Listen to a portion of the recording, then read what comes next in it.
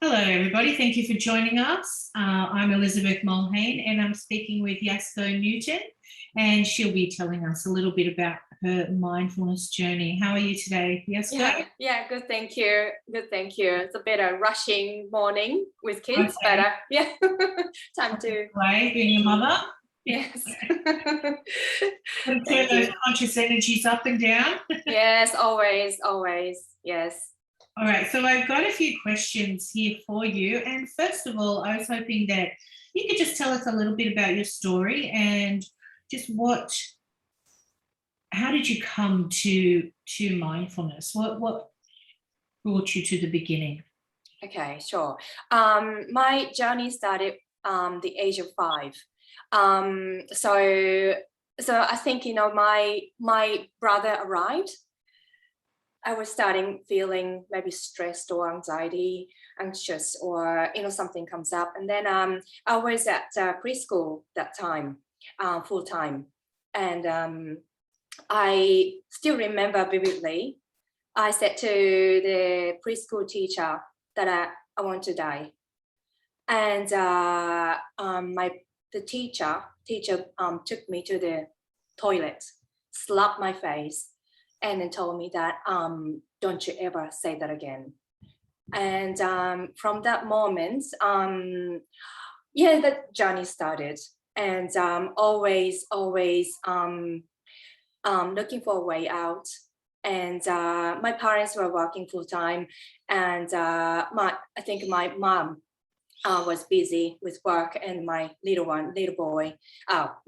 brother, and so they weren't there for me always.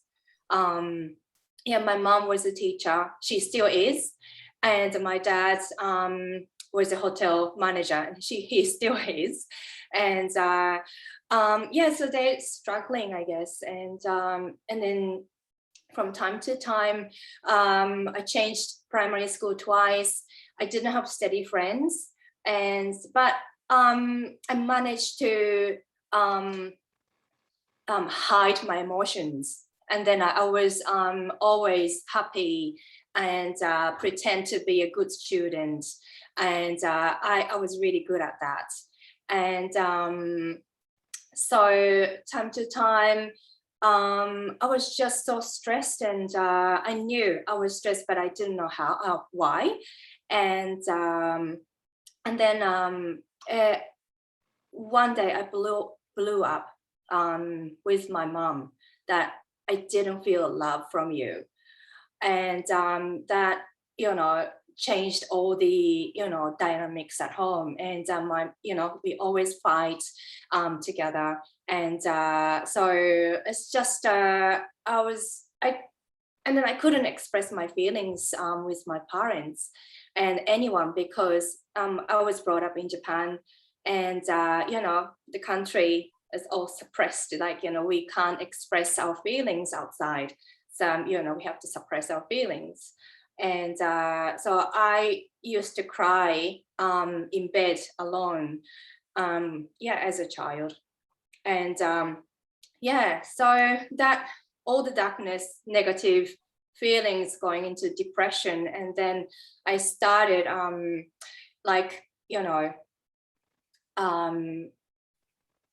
overdose, self-harm, scratching my skins until I bled, pulling my hair out, and sorry, it's just I think it might be confronting for some viewers, but I had those darkness in my past, and then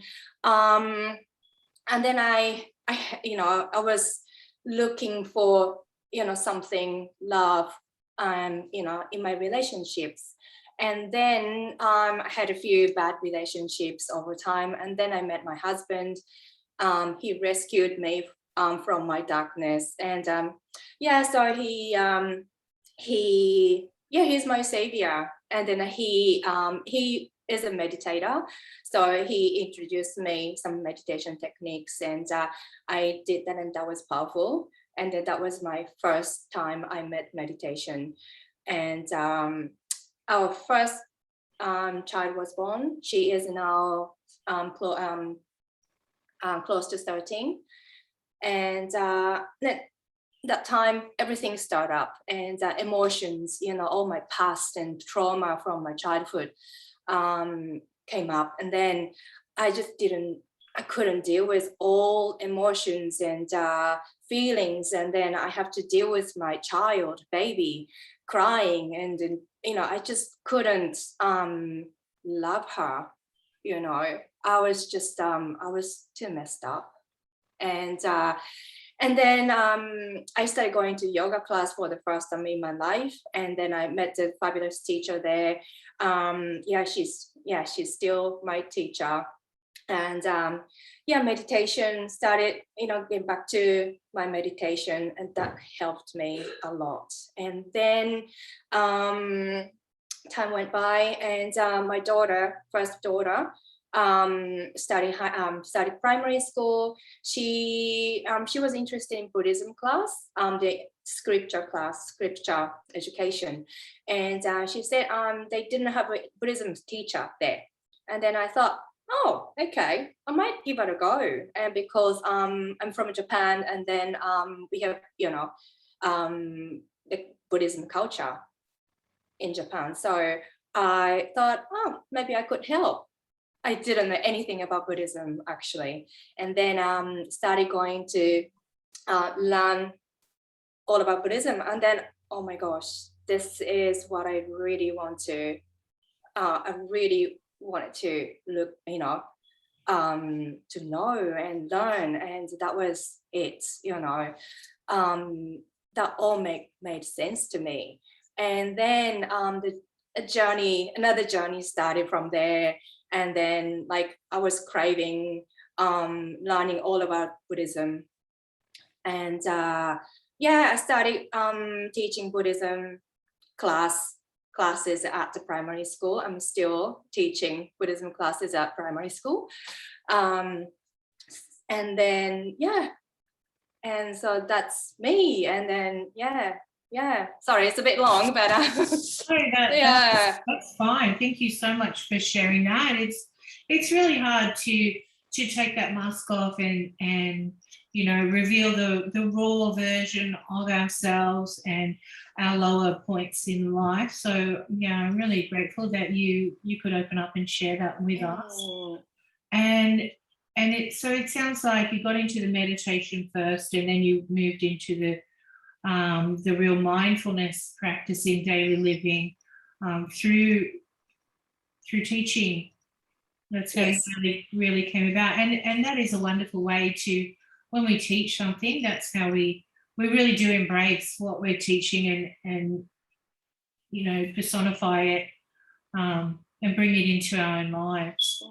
And so, now that you have been practicing for a while and you're doing the course as well, actually to become a mindfulness teacher. So I'm wondering, just in your own personal relationships, how has mindfulness really impacted those relationships, like with your daughter, with your husband, with your mother? Okay. So I think so I got I think two things impacted me the most. And so one is I'm more aware of the beauty and the little things, small things, and subtleness in the nature. And it's like, I don't know, it's every time I look out window, I can see the water, I can see the trees, and then, all the shapes are different, and, and then have a close look, all the different shapes, and, it's just, looking at one leaf, just, I just melt away. And it's a fresh experience the other day, happened, moved by tiny droplets, raindrop the other day. I was just walking to the post office the other day, and then I was sprinkling, and just one tiny raindrop dropped on my hand. And then I thought, oh wow, I never felt this way, but this raindrop came from miles and miles up the sky, and it landed on my hand. This is just amazing. And I don't know how long it took the raindrop to drop and landed on my skin, but it's just wow, it's just a connection to the nature. And then wow, this is just amazing. And that's so that more aware of little things in nature. And then also I can see or feel when the problem is coming, like the waves coming from the distance, whether it's big or small. I can feel like when the big waves coming, feels like, oh, you want to challenge me, okay, come on, I'm ready, that way. And then another fresh experience happened about a month ago about our car. We have a massive problem with our car, and now our car is in Alexandria, for months now. And then we had the problem for a year and a half. I ignored the fact. I kept driving, and then recently I started feeling it didn't feel safe to drive that car. And sometimes I carry 6 kids in my car, and then I just don't feel safe. And then I called the dealer, and then I took it to the dealer because we knew the problem. It was a faulty. And then I took the car to the dealer. The dealer diagnosed the issue and called as a faulty. And then the guy at the dealer sounding positive, hopeful that they could fix our car in 2 weeks or so, and will cost us nothing. And then we were hopeful, and then couple of weeks later, I got a phone call saying, okay, there's a bad news, because this our car is way out of warranty. They couldn't insure, and they couldn't. We have to pay the whole cost, and then that will be $12,000. And then, oh my gosh, I was shocked, but I knew the problem was coming, but I stayed really calm on the phone call. And then I was really calm. I was shocked with the price, but okay. And I asked the guy if there were any other options. And then he explained to me other options. We could go to the we could get a second-hand parts and blah blah blah. And then okay. And then I just dealt with the problems really calmly. And I noticed if that was a couple of years before, even a year before, I would be panicked, oh my gosh, we can't pay, we can't, how can we pay for, $12,000, to fix our car, and then, so I really noticed the difference in me. Yeah, it sounds like, so mindfulness has brought you more present moment experiences, and then that's helped you not to be so emotional and so emotionally reactive. Yeah. So you're having time to feel the thoughts and put that gap between the reaction to the thoughts. And so how has that helped your relationship with your mum? Has your mindfulness practice helped ease that tension? Yes, definitely. So that happened about 5 years ago. I didn't practice mindfulness, but I did meditation time to time. And then I just, came to the point where I had 2 choices, whether I just cling on to the past or let it go and love her until the rest of our lives. Yeah. I had 2 choices, and then I chose the happiness. So that moment, I just let my past go. I forgave her, and then I moved on. And then our relationship, my relationship between mom and me is amazing at the moment. Oh, that's such a beautiful testimony. And I think that's what mindfulness brings us as well. It allows us to have compassion for ourselves. And then when we're really self-compassionate, within ourselves and fully accepting ourselves and our experience, then it's so much easier to let go of things and bring that compassion out, and cover our loved ones with that compassion as well. And I have found that in my own life too, that it's our mindfulness practice and that deep sense of compassion for self and compassion for others that is just a wonderful way to build relationships and get through relationships with a lot less tension and emotional upheaval. So and so what exactly do you do for a living now, and how has mindfulness impacted your workspace, your workplace relationships, or just you in general in the workplace? Okay, so I'm self-employed. I'm the only one in my workspace.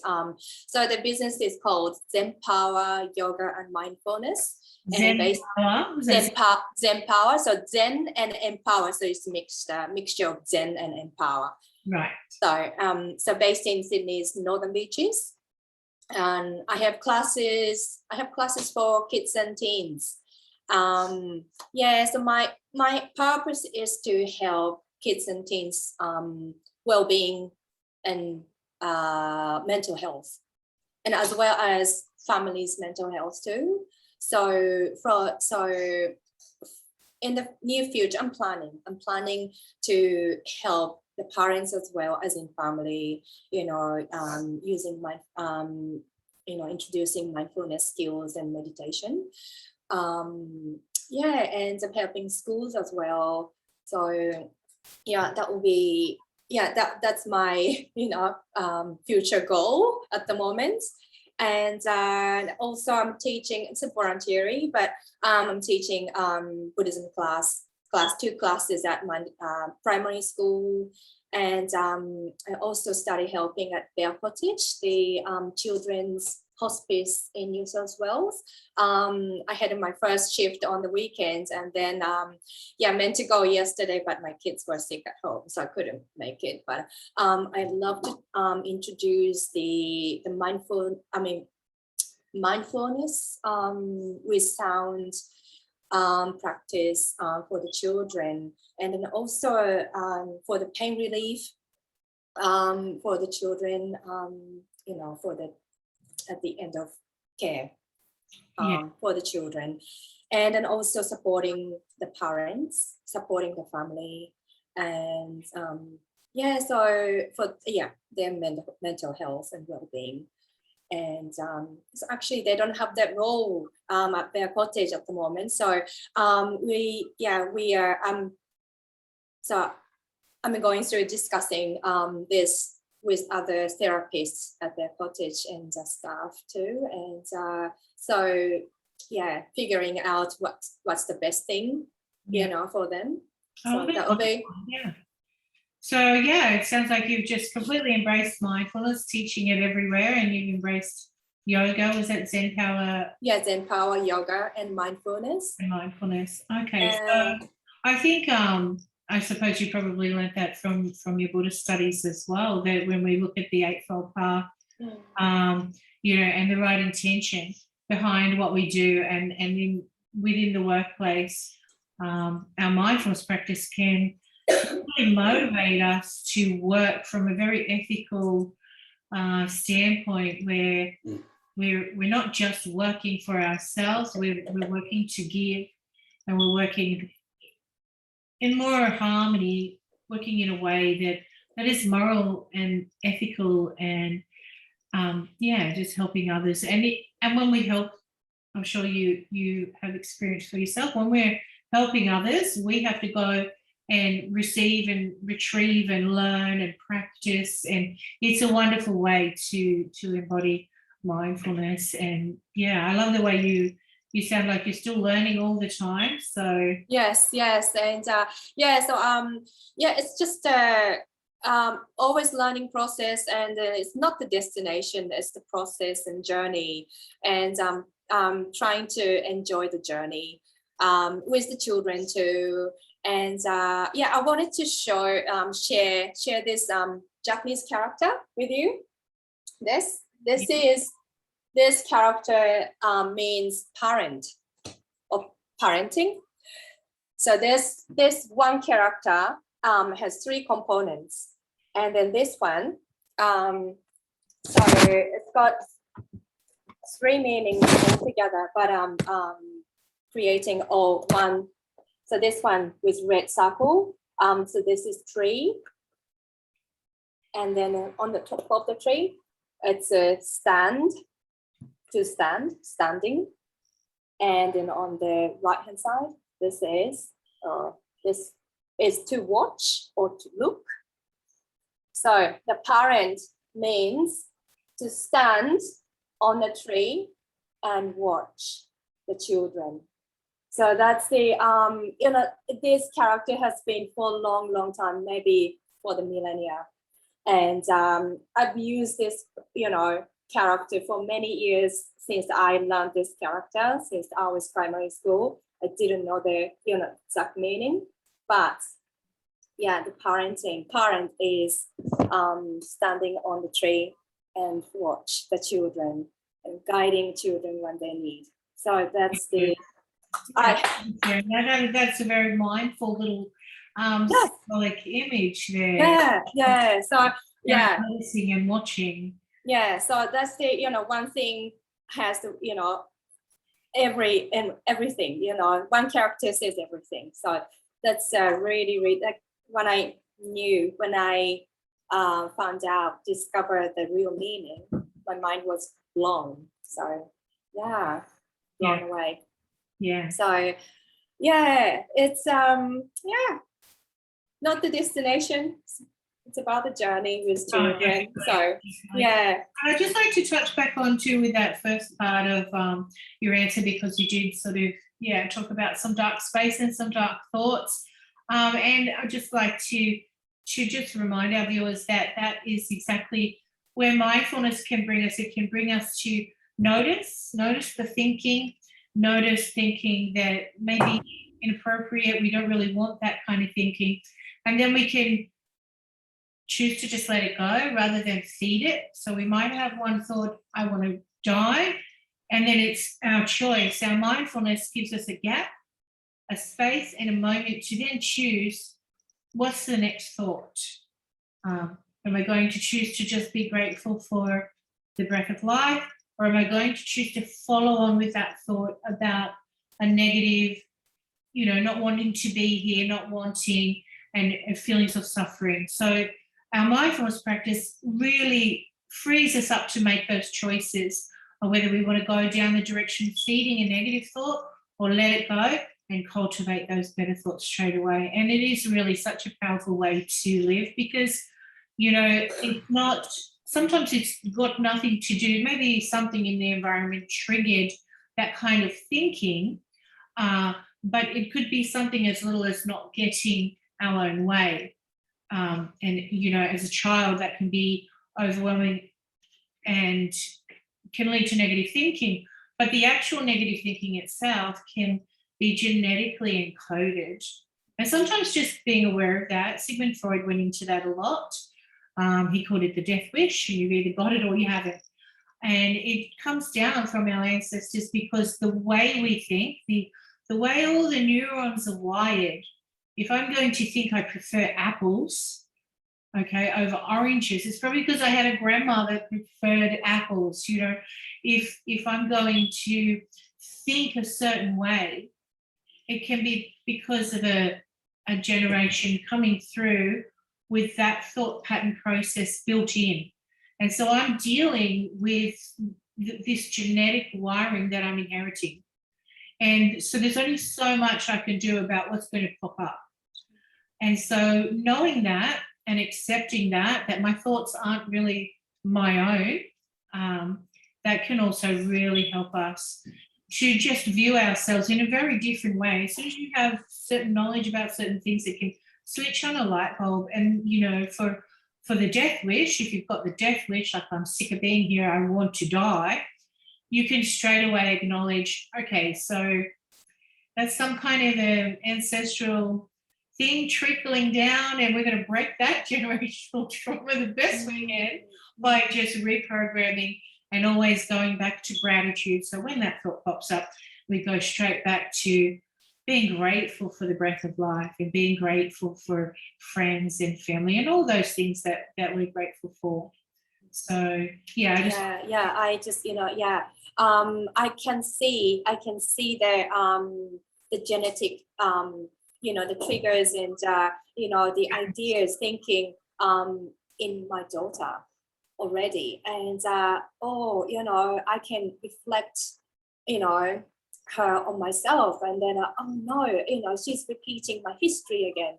And then really want to cut off that, and then I always input all the positive thinkings and positive feelings and positive environments and all the crystals and all the positive music, but sometimes we can't control that, and then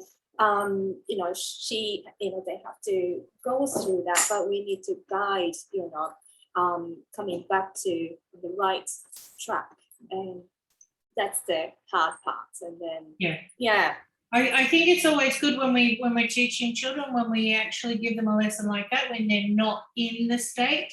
So they have the state, they get all emotional, they get all unwound, and then we let that happen. We just witness it. We just holding that space for them and holding it with compassion, maybe trying to suggest to just take a few breaths and just remind them that they're going to get through this. And then when they have got through it, then at another time, that's when we have the little chat about it, and just have them walk through what happened and have them consciously think about, within the process of the emotional overload, where could they have diverted their thinking to have changed how it played out. And so we're just giving them a little rewind, how would you do it better opportunity, and that can really help them as well. And then of course we practice the formal meditations with gratitude and loving kindness, but then just simply tell them, the next time you notice those pop-up thoughts, or you notice your emotions are getting too angry or you're getting too upset, consciously accept that's happening. Because that's the first thing, is to really just accept what is there and then bring compassion to it. And as soon as you really do bring compassion to it, you'll find a lifting of the emotion and a lifting out of the thinking styles. And then that's when we can say, so once you've return to your breath and you're feeling compassion for yourself, I want you to think about something that you're grateful for, just one thing, or we can ask them to come into their senses. Notice one thing you can see, something you can hear. And that's great to bring them to their senses, just to be mindful, but actually we do want to make sure we put them back on that thinking path, and not leave that sort of unattended for those thoughts to pop in again. And so that's where we can redirect them to just staying grateful, because you can't be grateful and be angry, or be grateful and feel like you don't want to be here, so gratitude is that really, I think it's the strongest emotion to use to counter those kind of thoughts. So and I'm sure you're embracing the practice. How is your daughter going with? Yeah, she's better, and she's in year 7. She started high school, and she has moments, of course.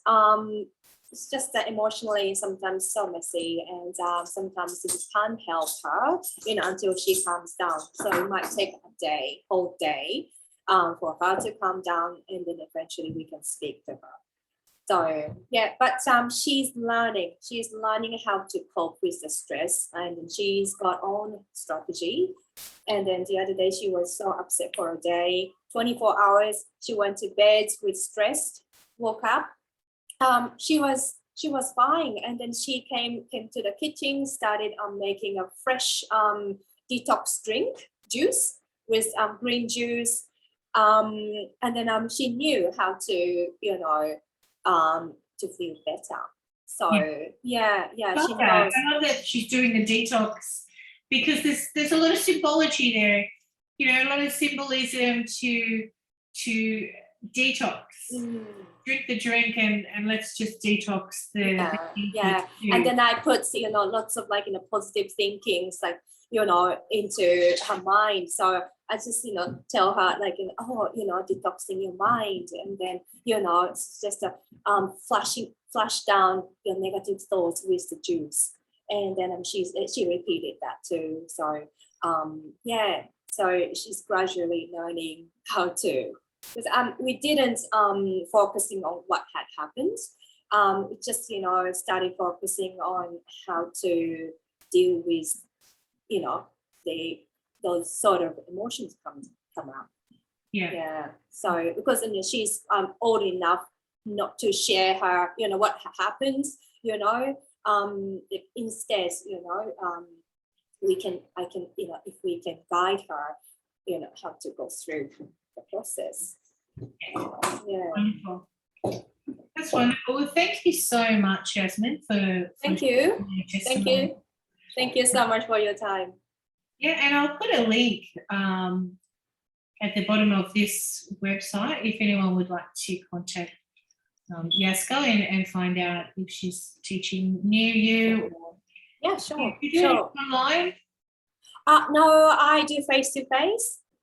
So I'm not kind of on And what area are you in? Manly, Northern Beaches, Sydney. All right, great. I'll put the link down there for everyone to. Thank you so much. Thank you for joining. All right, thank you for having me. Thank you.